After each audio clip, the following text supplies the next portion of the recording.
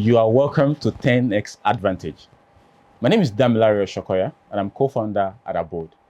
Today, I'm going to be sharing with you some of my journey, a blueprint that I've used to navigate my life and to be where I am today. I'm going to start with a story.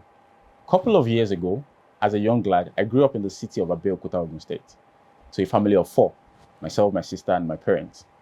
And things were not so great as expected. This is not your typical green to gray story. It's just the story of a young boy growing up in a community. So just to give you a picture of where I grew up in, I grew up in a family house that is surrounded by a lot of amazing residential projects around. Not far, just opposite my house is a house for masquerade. They call them Egungun, Gelede, all this kind of traditional environment, right? And that was the kind of area that I grew up.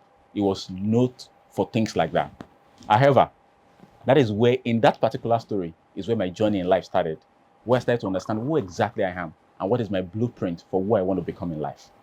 There were 3 demographics of people that I had to encounter in that environment. There were people who just love the norm. They're excited about their culture, they're excited about the environment, they're excited about who they are. However, the disposition about life is about following the blueprint and the template of those that are around them. Maybe they've seen a uncle, a brother, a family friend who was living life in a particular way will probably end up selling cane, all those sticks that they used to beat themselves during the masquerade ceremony. Or you could see a brother that is used to either be doing magic or things that surround those kind of elements. However, in that environment, I was helped to be bettered by parents who were showing us ways that was outside of that particular environment. For example, growing up in my house in those days, it was intentional that we're only watching foreign movies, right? Reading foreign books. We're open to library, going to library, which was not a norm in that kind of environment at a very young age. And I learned my first story from there. Where you are does not determine who you're going to be. You can define your future by envisioning a different version for yourself. And that was how my journey in life started. So if there's a point you're taking away for the first time in this conversation tonight, is that dreaming is free and is given unto everyone. It's an advantage that you can have as a person in life. Dreaming is free, meaning that you can be within a dark environment. You can be within a 1-bedroom apartment. You can be staying in a slum and envisioning yourself handing over duplexes to people in the future. That was the first thing, and that was the way I was trained and the way I grew up. So the way I managed that things within the environment that we saw was not made to be a norm. It was positioned to us as something that was not our norm, our actual day.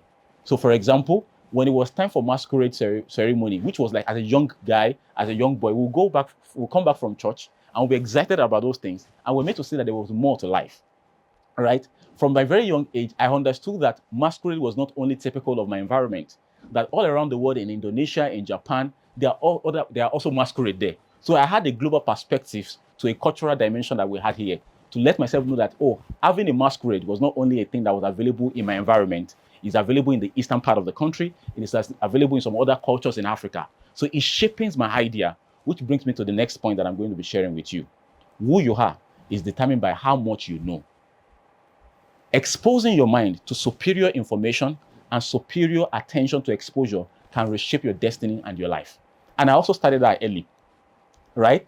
One of the things I was doing growing up is that not too far from the environment that I was staying, and I mean not too far, just a few kilometers, like 10, 20 kilometers from where I was staying, was a state housing estate.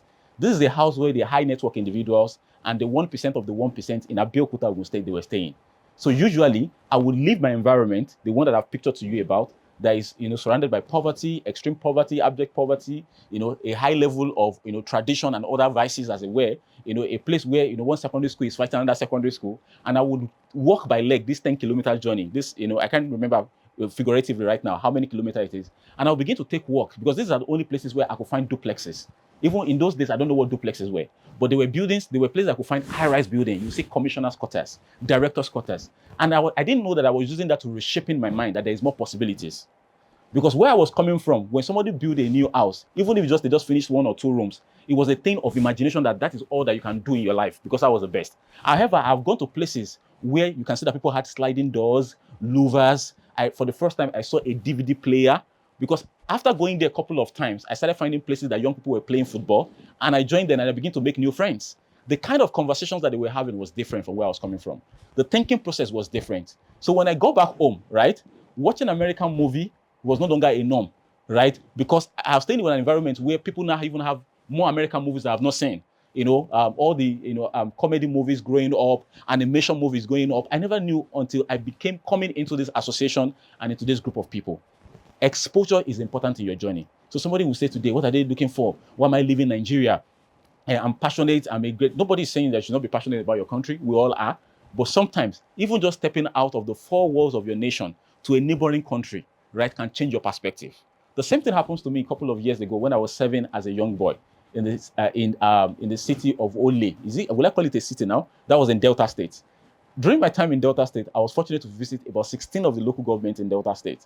And it changed my perspective even about my nation forever. Why? I could see other people living other ways of life. I could see that some of the things that I think that they were unique to me was no longer unique to me. If you have not been to another person's father's farm, you will conclude that your father's farm is the largest. And I saw a lot of brilliant people, young, smart, intelligent, brilliant Nigerians who are staying in some of these areas in Delta State, who are very creative, who are academically smart, who are business savvy. I never knew that. There was a narrative I used to have until I had the opportunity of going to Delta State. And ever since then, I've taken it upon myself to ensure that I visit all the states in Nigeria just to have other perspective and exposure about people. One of my trips to Dubai a couple of years ago, right, I've always assumed that some of the tallest buildings are here in Nigeria, except for the ones I see in movies, though. That when you get to the highland, you see high-rise building. Until I got to Dubai, and my neck wanted to remove, and it changed my perspective, my thinking, my dreaming. Today, I might not have high-rise building of some of the ones that I've seen, but it gives me room that there is endless possibilities to what my mind can take. So, what's the point to take here? Exposure.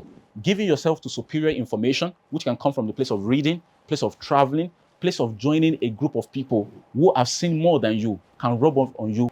As my custom is, I would like to share another interesting story with you. Growing up again in the city of Abeokuta, it's always a thing of joy to hear that it is time to go visit my cousins for holiday. They are Muslims, and it's just an opportunity to escape the daily chores of the house. So on this very interesting day, there's this place that as young people, we will gather to play football. So my cousins had gone ahead, and I had to go meet them. However, there's this interesting dog that they have in that particular environment. And that's why one of my advices to people is, please, if you know that you have not taken care of the basic need of your personal life, don't own a dog. You cannot subject a dog to a level of hardship that you are going through. For now, just take care of yourself. So there's this interesting dog that have to scavenge to be able to eat. And then the assumption is that, the dog recognizes everyone. So on this fateful day, I walked into the compound, and this dog was staring at me. He allowed me to walk very well into the middle of the compound, looking for the young people to play football with. And this dog interestingly chased after me. So because of my dear life, I didn't choose the gate to take way out. I chose a fence that usually I will not have the opportunity of jumping or even sitting down on, because it was only the elderly people, the much more older people, that could sit on this fence. I successfully jumped over this fence with the chase of this gate. As at that point, I remember that I had only one life. It was not a game. So every energy in me successfully pushed me through that fence to jump in. So when I finally found the other young people and I told them that I jumped over the fence, they argued that no, that it was a lie. So I wanted to prove to them that I can jump over the fence again. They even dropped money to bet on it that yes, I can do it. I tried a couple of times to jump over the fence, but I was never successful. That was when I realized that it was my life that was at stake at that moment, not money. So when my life was at stake, everything in me, my being, my kidney, liver, my destiny, my future, my past, everything came together and ensured that I jumped over that fence. But this time, it was money. It was not enough motivation to make me to risk my life and jump over that fence. One of the reasons why you're not accomplishing your goals today, I say with a sense of humility, is that you're not hungry enough. You can conclude with me and say, I'm doing all you can. I'm doing all I can. I'm putting in all the application. I'm always going out there. I'm being rejected. I am saying that your level of hunger is not enough. When your level of hunger and desire to succeed is enough, every way becomes a way. When you see failure, you are strengthened to move on. Why? Because this is the way the scripture puts it. It says, Jesus, for the joy that was set before him, endured the cross and despised the shame. There is going to be the endurance to go through. There's going to be the despising to go through. It is the end that will justify the means. How hungry are you for success? How hungry are you to change your story? Because when you are hungry, you keep moving and moving and moving. You keep giving and giving and giving. And I also use this opportunity to talk to many people who have kind of similar background as I have. There's something we call the rate of growth, ROG. This theory states that your level of growth over time is accommodated by the accumulation of the strength that you put into. In simplicity, is that there is a level in your life that you are right now, that the hunger that brought you here, you will need that level of hunger to be doubled twice to get you to the next level. For many of us, the moment you got the opportunity of being able to have a job, being able to buy clothes for yourself, being able to, use Uber, transport yourself, have an iPhone in your hand, you don't have level of hunger again. Your hunger level has dropped. Even though you're telling yourself that you're still giving in your best, you're not giving in your best like the days when you have to depend on people to borrow money, where you're escorting with people. People were paying for your tuition fee. They were paying for almost everything that you have in your life. But today, you even have a job. Maybe your portfolio is even so fine. Like, some people, the job title that they have is so beautiful that they get carried away by that, right? So it might be that is your own situation. You don't have this hunger that is coming in for the next level. For you to get to the next level of your ladder of success, you have to create that very same hunger that brought you, that will allow you to have sleepless nights, that will allow you to keep moving from one level of rejection to the other rejection by giving it your best. So if anything you're taking away from this edition is that you need to have hunger. And what do I mean by hunger, ladies and gentlemen? The hunger that brought you here might not be the hunger that will take you to the next level. The hunger that might have brought you here might be shame, might be embarrassment, where you have to send messages to them and say, please, can you borrow me 2K? Where PAM pay people and OPay people are running after you for debt. Maybe that was the hunger that brought you here. You might feel like, no, I just like applying for this job. No, it wasn't that. That was not it. There was something at the background that was powering your desire. And it is what we call hunger and desire for success. For the next level that you want to be, you need to create a new kind of hunger. Maybe the kind of hunger you want to create is the fact that I want to be responsible for sending 10 people to the university in my lifetime. I want to be responsible for ensuring that in my family, there's no ever lack again. I want to ensure that in this home, my children will never experience what I've experienced. That is a new kind of hunger. Many hunger that we have created right now is the hunger of survival. Now we need to begin to create the hunger of relevance, the hunger of impact. And that is the next level of hunger that you need to step into. So if you're saying that, hey, why am I not making billions yet? Why am I not making millions yet? You have not created a need in your life, not a want. Is it the number of cars, the number of houses? That might not be driving you enough, being honest. Because the question is, last year you didn't use a G-Wagon. The year before you didn't use a Range Rover. You didn't die. So your soul already knows that this thing is not really important to you. But if this is important to you, sometimes you don't know how creative you can be until you run into a problem where you have a need for 5 million and you will not know that you can creatively within 2 weeks generate and come up with ideas that can allow you to create 5 million until you get yourself into that kind of trouble.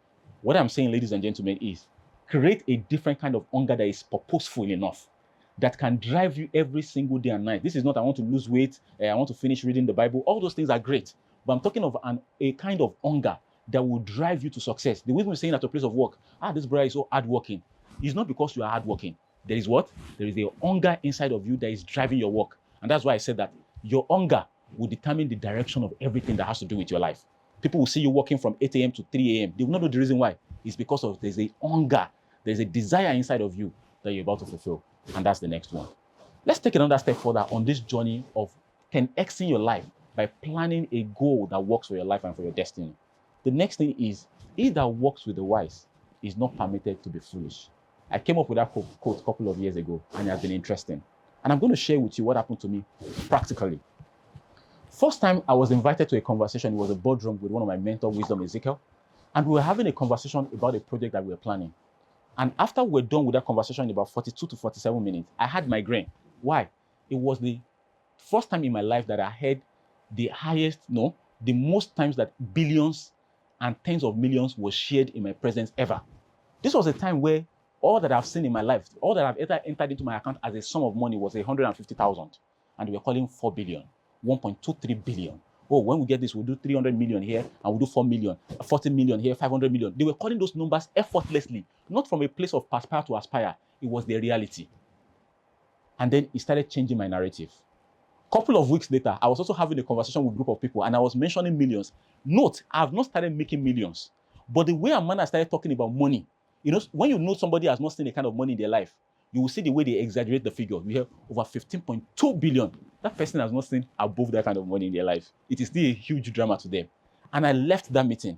And after staying in this environment for 1 year, one day, I was having a conversation where I was expending on a marketing budget over 15 million naira. And I was just saying, just go and approve it and send it. I was like, wow. How within 12 months did I get to a level of someone who the highest amount of money that he ever seen in his life together was just talking effortlessly, almost unconsciously, on how to dispose almost 15 million of naira. He that walks with the wise is not permitted to be foolish. One of the things that you need to make decision in your life is to be in the company of the wise. And today, I'm going to teach you one of my frameworks that I developed years ago on how to work with the wise. There are 3 levels or 3 ways of networking. I call it the downward approach, the sideward approach, and the upward approach. I want you to sit back and listen carefully over the next couple of minutes as I explain this theory, because it has changed my life and it can change your life. Most of us, we usually look up into looking for HNIs, high network individuals who are now, they look successful to you, or you assume or you have concluded as a way of life that they are successful. And there's nothing wrong about that. But we have not realized that there are more opportunities within the network and relationship value chain that you can take advantage. Building relationship downwards. This is building relationship on people who today seemingly are not at your level, economic-wise, social class, possibly age, but age is not the parameter here. These are individuals today who look up to you. Sometimes they can reach out to you for advice, they can reach you for counseling, for mentorship. But when you see the way at which they are going around their life, you possibly conclude that they are intentional about how they are growing their life. A couple of years ago, being in Covenant University, there are some of my students who I was sent to go and buy stuff for me at the cafeteria. They will come to my office and ask for advice. They report their business relationships with me and stuff. Today, fast forward 7, 8 years later, they are now individuals who now own businesses. Some of them, their corporations and their businesses is 6 times bigger than my company. Many of them are around the world, in Portugal, in Lisbon, in Jamaica, in Russia, anywhere you can think of around the world. Some of them even send me, seed offering and seed to just hold my body, right? But a couple of years ago, I used to send them to go and buy stuff for me. All I had to do was just to invest something that was easy to do. Just be there for them, provide advice, provide relationship. Many of them today are now customers to my company, paying tens and tens of millions. And how did I build that relationship? I built it when it was cheaper, when it was still in the rough, when they were not movie directors. One of them is a Netflix movie director today. One of them just raised about $5 million for a company in the US just this year that we just started. These are people years ago that I would have sent to go and get things for me in other departments. What I'm saying is that there are people within your community today. There are people within your environment today. They might be younger than you. They might, in their economic class, their income level, they look up onto you. They are also important in these metrics that you need to begin to invest in. Those are the downward relationship. The next level of relationship is sideways. These are people that are almost in the same level that you are. They might be in the pharmaceutical industry, manufacturing, entertainment, music, right? They might be in the medical line. However, with the way and manner at which they are pursuing their life, with the way at which they are being conscious about the things that they are doing, you can humbly say today that these individuals, because some of the folks that you are looking up to today, a couple of years ago, they were not that, right? And some of the people that they have as friends, some of the people that they have as colleagues right now are people who all of them were at the same level before. Today, I have one of my friends, right, who is doing an amazing work in the United States. And I just remember that years ago, we would sit down on campus together, eating noodles from the same pot. Today, he has a team of people working with him. They call him boss, right? He has an escort, even when he's here in Nigeria. And he's doing amazing well outside of the country. But years ago, we were both in the same level, right? So when we're talking about the second level of relationship, it's for you to identify people who you are almost at the same level, economic-wise, income level, financial level. But you can see in the way that they are pursuing their life and their career that they are going somewhere. The last set of relationship is the relationship upwards. And when you're thinking about building relationship upwards, 2 things are very important. Number 1 is value. Number 2 is character. This is the ingredient you bring in when you are coming to the table of those who have made it. 2 things, value and then character. Value will get you into the room. Absence of character can push you out. Because when you show up into that kind of room, you show up as a suspect. Your language must not defeat you. This is not about, when you dress like them. You can dress like them and what is coming out of your mouth will fail you. You can dress like them and what is coming out from your brain in terms of value, ideas, concept that is coming out of your mouth will fail your outfit. Remember, irrespective of the kind of tuxedo you are putting on the masquerade, when you off the suit, you will see that it is rag that you have under. That is one of the reasons why your work, most importantly at this level, is to keep building capacity and value at your own level. Why? Because when it is time for you to be invited to the palace, we will ask you for your CV of what you have done.